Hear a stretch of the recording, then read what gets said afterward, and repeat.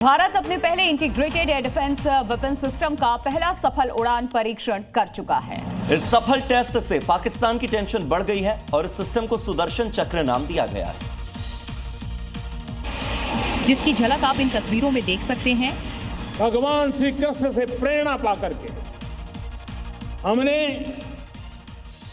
श्री कृष्ण का जो सुदर्शन चक्र था, उस सुदर्शन चक्र की राह को चुना है।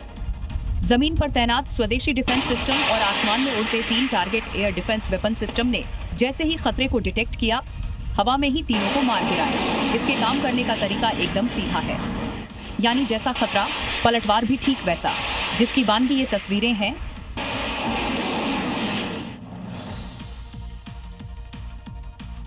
कहते हैं कि बेईमानी के धंधे में सिर्फ ईमानदारी ही असली चीज होती है। लेकिन रांची से जो कहानी सामने आई है, उसे तो नकली नोट के कारोबार की पोल खोलकर रख दी और 3 करोड़ की नकली करेंसी का कनेक्शन सीधे दिल्ली से आकर के जुड़ा। लेकिन दिलचस्प ये है कि ये शख्स खुद नकली नोट के कारोबारियों को ही चूना लगाते थे, यानी धोखाधड़ी में भी धंधे का एथिक्स नहीं बचा।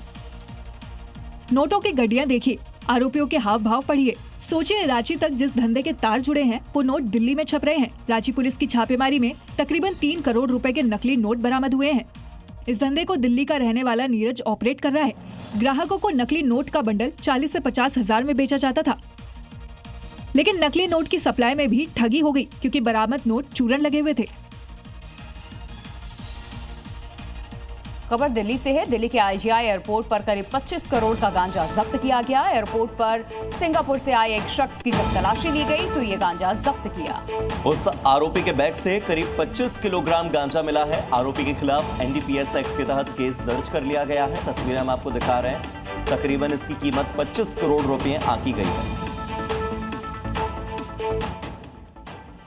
उत्तर प्रदेश के संभल में माफियाओं के खिलाफ लगातार कार्रवाई करने के साथ ही अब उनके अवैध कारोबार पर लगाम लगाने के लिए चेकपोस्ट सिस्टम की शुरुआत की गई है।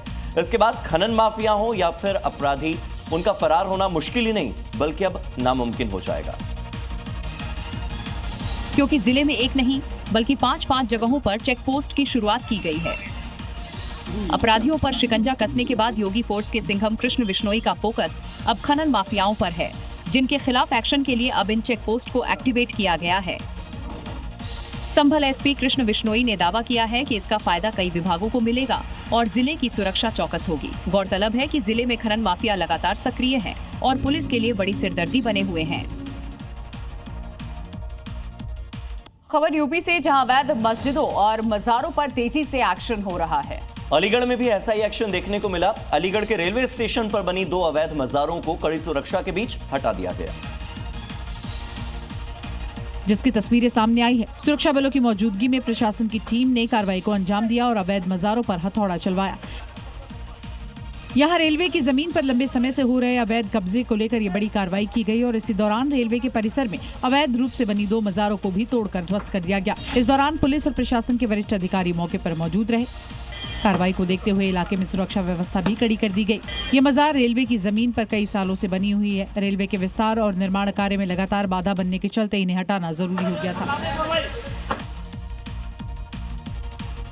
दिल्ली के मुख्यमंत्री रेखा गुप्ता पर अटैक के केस में दूसरी गिरफ्तारी की खबर है। राजकोट से तहसीन सैयद को अरेस्ट कर लिया गया। मुख्य आरोपी राजेश का दोस्त है तहसीन, और तहसीन ने राजेश को पैसे ट्रांसफर किए थे और राजेश के 5 दोस्त से भी तहसीन के अलावा इन 5 से पूछताछ जारी है।